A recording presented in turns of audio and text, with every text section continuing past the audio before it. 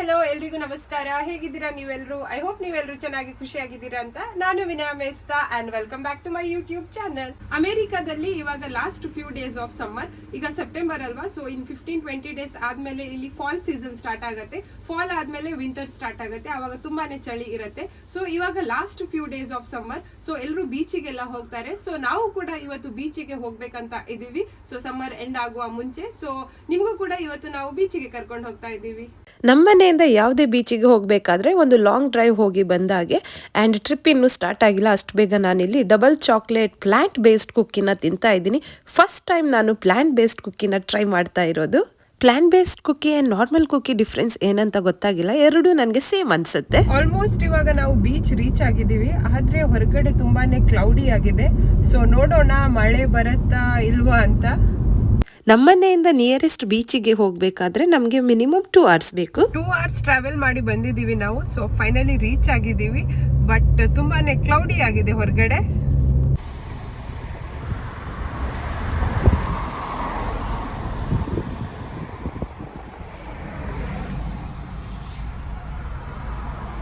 ಇವತ್ತು ವೆದರ್ ತುಂಬಾ ಚೆನ್ನಾಗಿದೆ, ಸನ್ನಿ ಡೇ ಇದೆ ಅಂತ ನಾವು ಬೀಚಿಗೆ ಬರಬೇಕಂತ ಪ್ಲ್ಯಾನ್ ಮಾಡಿದ್ವಿ.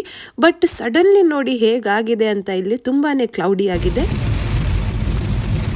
ಇನ್ನು ಜಸ್ಟ್ 3 minutes ಅಲ್ಲಿ ಬೀಚ್ ರೀಚ್ ಆಗ್ತೀವಿ ನಾವು. ಆದರೆ ಇಲ್ಲಿ ಹೊರಗಡೆ ನೋಡಿ ಏನಾಗ್ತಿದೆ ಅಂತ.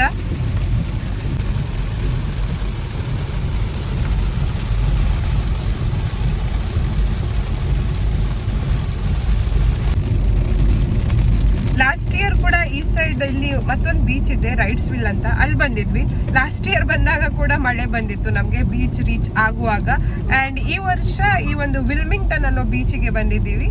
So Wrightsville and Wilmington beach ಇರೋದು ಪಕ್ಕದಲ್ಲೇ. ಸೊ ಈ ಸಲ ವಿಲ್ಮಿಂಗ್ಟನ್ ಬೀಚಿಗೆ ಬಂದಾಗ ಕೂಡ ನೋಡಿ ಜೋರಾಗಿ ಮಳೆ ಬರ್ತಾ ಇದೆ.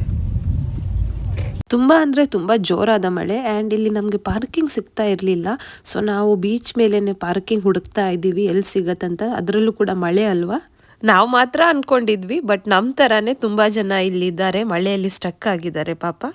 ನಮ್ಮನೆಯಿಂದ 2 hours ಡ್ರೈವ್ ಮಾಡಿ ಬಂದರೆ ನಮಗೆ ಈ 3 ಬೀಚಸ್ ಸಿಗುತ್ತೆ. Wrightsville beach, Carolina beach and Wilmington beach ಅಂತ. ಈ 3 ಬೀಚಸ್ಗಳಿಗೆ ಸಿಸ್ಟರ್ಸ್ ಬೀಚ್ ಅಂತ ಕರೀತಾರೆ, ಯಾಕಂದರೆ ಒಂದೇ ಜಾಗದಲ್ಲಿ 3 ಬೀಚಸ್ ಇದೆ. ಸೊ ತುಂಬಾ ಕನ್ಫ್ಯೂಸ್ ಆಗುತ್ತೆ. ಸೊ ನಾವು ಇವತ್ತು ಬಂದಿರೋದು ಕ್ಯಾರೋಲೈನಾ ಬೀಚ್. ಫೈನಲಿ ನಮಗೆ ಪಾರ್ಕಿಂಗ್ ಸಿಕ್ತು, ಕಾರ್ನ ಪಾರ್ಕ್ ಮಾಡಿ ಇವಾಗ ಊಟ ಮಾಡಬೇಕಂತ ಬಂದಿದ್ದೀವಿ, ಯಾಕಂದರೆ ಆಲ್ಮೋಸ್ಟ್ ಲಂಚ್ ಟೈಮ್ ಆಗಿತ್ತು. ಈ ಬೀಚಲ್ಲಿ ತುಂಬಾ ರೆಸ್ಟೋರೆಂಟ್ಸ್ಗಳಿವೆ ಆ್ಯಂಡ್ ನಾವು ಒಂದು ಯಾವ ಪ್ಲೇಸಿಗೆ ಒಳ್ಳೆ ರಿವ್ಯೂಸ್ ಇದೆ, ರೇಟಿಂಗ್ಸ್ ಇದೆ ಅಂತ ನೋಡಿ ಸ್ವಲ್ಪ ರಿಸರ್ಚ್ ಮಾಡಿ ಬೇಗ ಈ ಒಂದು ಪ್ಲೇಸ್ನ ಸೆಲೆಕ್ಟ್ ಮಾಡಿದ್ದೀವಿ. ಈ ರೆಸ್ಟೋರೆಂಟ್ ಹೆಸರು ಬಂದುಬಿಟ್ಟು ocean grill and tikki bar ಅಂತ. ಇವರು ಹೊರಗಡೆ ಟಿಕ್ಕಿ ಬಾರಲ್ಲಿ ಕೂಡ ನಮಗೆ ಫುಡ್ ಸರ್ವ್ ಮಾಡ್ತಾರೆ, ನಾವು ಹೊರಗಡೆ ಕೂಡ ಹೋಗಿ ಕೂತ್ಕೊಂಡು ಊಟ ಮಾಡ್ಬೋದು. ಬಟ್ ಮಳೆ ಬಂದ ಕಾರಣ ನಾವು ಒಳಗಡೆ ಅಂತ ಹೇಳಿದ್ವಿ ಅವರಿಗೆ, ಯಾಕಂದ್ರೆ ಹೊರಗಡೆ ಎಲ್ಲ ವೆಟ್ ಆಗಿತ್ತು.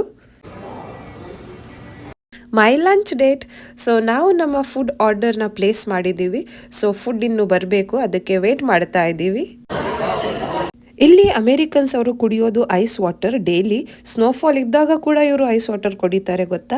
ಸೊ ನಾನು ಇವರಿಗೆ ಐಸ್ ವಾಟರ್ ಬೇಡ, ನಾರ್ಮಲ್ ವಾಟರ್ ಅಂತ ಹೇಳಿದ್ದೆ, ಬಟ್ ಇವ್ರು ನೋಡಿ ನನಗೆ ಐಸ್ ವಾಟರ್ ಕೊಟ್ಟಿದ್ದಾರೆ. ಬಿಸಿ ಊಟ ರೆಡಿ ಇದೆ. ಸೊ ಬೇಗ ಊಟ ಮಾಡಿ ನಿಮಗೆ ನಾನು ಬೀಚಿಗೆ ಕರ್ಕೊಂಡು ಹೋಗ್ತೀನಿ. ಆ್ಯಂಡ್ ಇಲ್ಲಿ ಈಗ ನೀವು ನೋಡ್ತಾ ಇರೋದು ಇದು ಫೇಮಸ್ ಅಮೇರಿಕನ್ ಬಾರ್ಬಿಕ್ಯೂ ಬರ್ಗರ್ ಅಂತ. ಬರ್ಗರ್ ಜೊತೆ lots and lots of fries ತಿಂತಾರೆ ಇಲ್ಲಿ. ಈ ರೆಸ್ಟೋರೆಂಟ್ ಒಳಗಡೆಯಿಂದ ನೋಡಿ ಬೀಚ್ ತುಂಬಾ ಚೆನ್ನಾಗಿ ಕಾಣಿಸ್ತಾ ಇದೆ ಅಲ್ವಾ, ಈ ಫ್ರೇಮ್ಸ್ಗಳಿಂದ.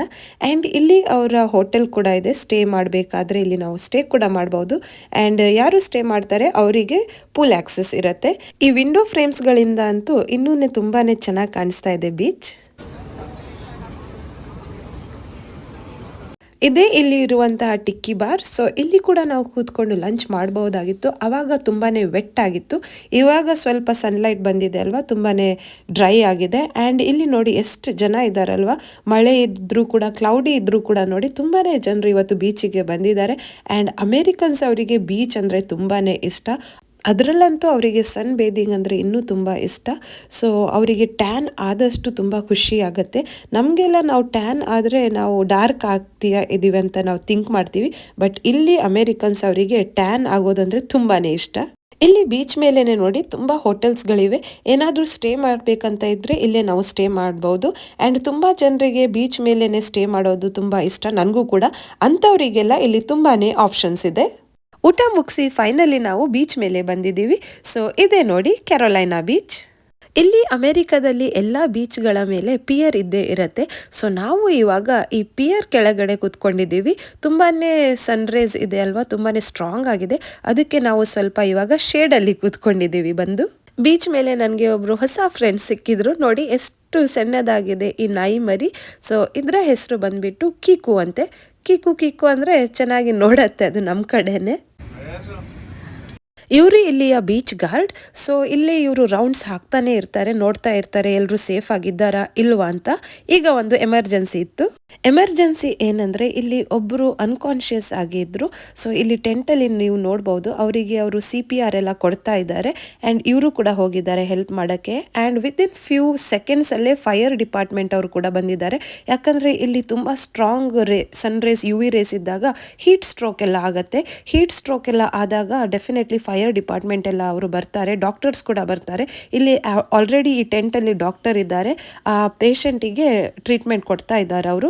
ಆ್ಯಂಡ್ ಹೋಪ್ಫುಲಿ ಏನು ದೊಡ್ಡದಾಗಿಲ್ಲ. ಲಕ್ಕಿಲಿ ಅವರು ಪಾಪ ಜಸ್ಟ್ ಅನ್ಕಾನ್ಶಿಯಸ್ ಆಗಿತ್ತು ಹೀಟಿಂದ. ಅದಕ್ಕೆ ನೀವು ನೋಡಿ ಇಲ್ಲಿ ಫೈರ್ ಡಿಪಾರ್ಟ್ಮೆಂಟ್ ಅವರು ಬಂದಿದ್ದಾರೆ. ಮತ್ತೆ 3 ಜನ ಯಾರೋ ಬಂದಿದ್ದಾರೆ ಅವರಿಗೆ ನೋಡಲಿಕ್ಕೆ ಇವಾಗ ಹುಷಾರಿದ್ದಾರಾ ಇಲ್ವಾ ಅಂತ.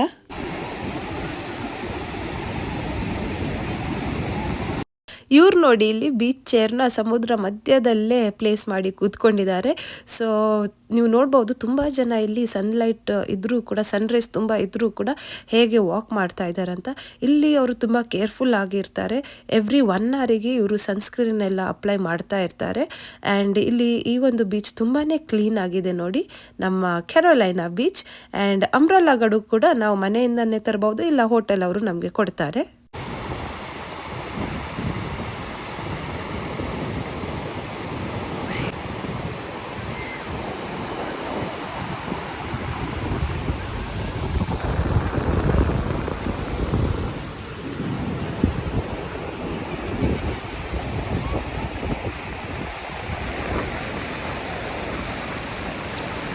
ಇದು ನಮ್ಮ ಫಸ್ಟ್ ಟೈಮ್ ಕೂಡ. ಕೆರೋಲಿನಾ ಬೀಚಿಗೆ ನಾವು ಫಸ್ಟ್ ಟೈಮ್ ಬರ್ತಾ ಇರೋದು.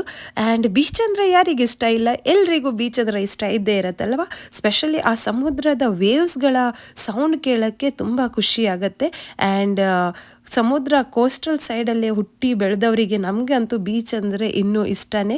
ಸೊ ಬೀಚಿಗೆ ಒಂದು ಸಲ ಬಂದ ತಕ್ಷಣ ವಾಪಸ್ ಮನೆಗೆ ಹೋಗೋಕ್ಕಂತೂ ಇಷ್ಟನೇ ಆಗಲ್ಲ. ಆ್ಯಂಡ್ ಆ ವೇವ್ಸ್ಗಳು ನೋಡೋಕ್ಕೆ ನೋಡಿ ತುಂಬಾ ಚೆನ್ನಾಗಿರುತ್ತೆ. ಆ್ಯಂಡ್ ಇಲ್ಲಿ ವಾಟರ್ ಕಲರ್ ಕೂಡ ನೋಡಿ ಎಷ್ಟು ಚೆನ್ನಾಗಿದೆ ಅಲ್ವಾ.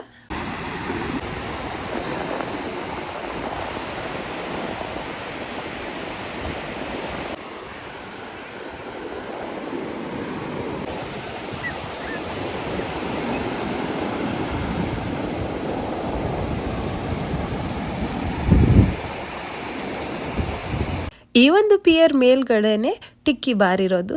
ಸೊ ಆ ಒಂದು ವ್ಯೂನ ಕೂಡ ನಾನು ನಿಮ್ಮ ಜೊತೆ ಇವಾಗ ಶೇರ್ ಮಾಡ್ತಾ ಇದ್ದೀನಿ. ನೋಡಿ ಪಿಯರ್ ಹೀಗಿದೆ, ಆ್ಯಂಡ್ ಮೇಲೆ ನೀವು ನೋಡ್ತಾ ಇರೋದೇ ಟಿಕ್ಕಿ ಬಾರ್. ಆ್ಯಂಡ್ ಕೆಳಗಡೆ ಕೂಡ ಕೂತ್ಕೊಂಡಿದ್ದಾರೆ ಜನರು. ಅಮೆರಿಕದ ಬೀಚಸ್ಗಳಲ್ಲಿ ಮೋರ್ ದೆನ್ ಹ್ಯೂಮನ್ ಬೀಯಿಂಗ್ಸ್ ನಾವು ಡಾಗ್ಸೇ ಜಾಸ್ತಿ ನೋಡ್ತೀವಿ ಅಂತ ಹೇಳ್ಬೋದು.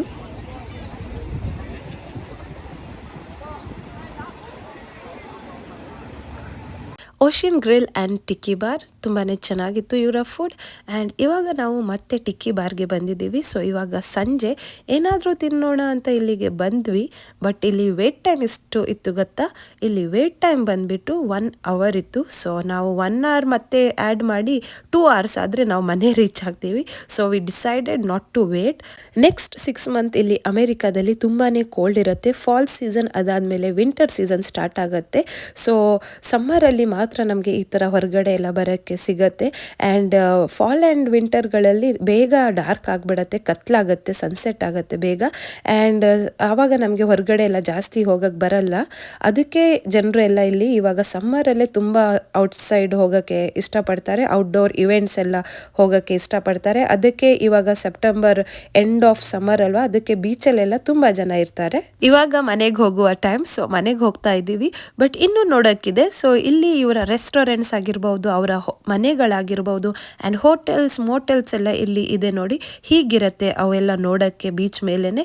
ಇದು ಒಂದು ದೊಡ್ಡದಾದ ಮೋಟೆಲ್ ಇದೆ ಆ್ಯಂಡ್ ತುಂಬ ಜನ ಇಲ್ಲಿ ಹೋಟೆಲ್ಸ್ ಆ್ಯಂಡ್ ಮೋಟೆಲ್ಸ್ಗಳಲ್ಲಿ ಆಲ್ಮೋಸ್ಟ್ 1 ತಿಂಗಳು 2 ತಿಂಗಳೆಲ್ಲ ಸ್ಟೇ ಮಾಡ್ತಾರೆ. ಯಾಕಂದರೆ ಇಲ್ಲಿ ಅಮೇರಿಕನ್ಸ್ ಅವರಿಗೆ ಬೀಚ್ ಮೇಲೆ ಟೈಮ್ ಸ್ಪೆಂಡ್ ಮಾಡೋದಂದರೆ ತುಂಬಾ ಇಷ್ಟ. ಅದಕ್ಕೆ ಆ್ಯಂಡ್ ನೋಡಿ ಎಷ್ಟು ದೊಡ್ಡ ಹೋಟೆಲ್ಸ್ಗಳೆಲ್ಲ ಇದೆ ಇಲ್ಲಿ. ಇಲ್ಲಿ ಪ್ರೈವೇಟ್ ಪ್ರಾಪರ್ಟಿ ಕೂಡ ತುಂಬಾ ಇದೆ ಆ್ಯಂಡ್ ಬ್ಯೂಟಿಫುಲ್ ಆದ ಈ ಥರ ಮನೆಗಳು ಕೂಡ ಇದೆ.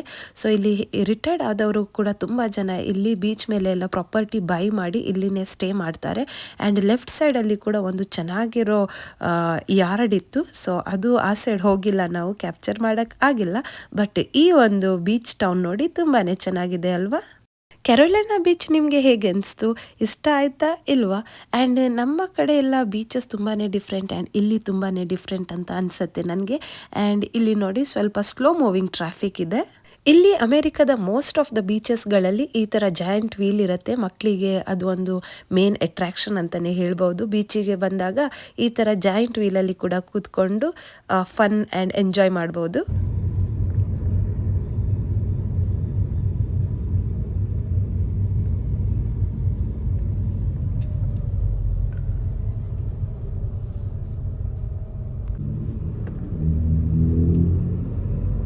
ಬೀಚ್ ರೀಚ್ ಆಗ್ತಾ ಬೆಳಗ್ಗೆ ಜೋರಾದ ಮಳೆ ಸ್ಟಾರ್ಟ್ ಆಗಿತ್ತು.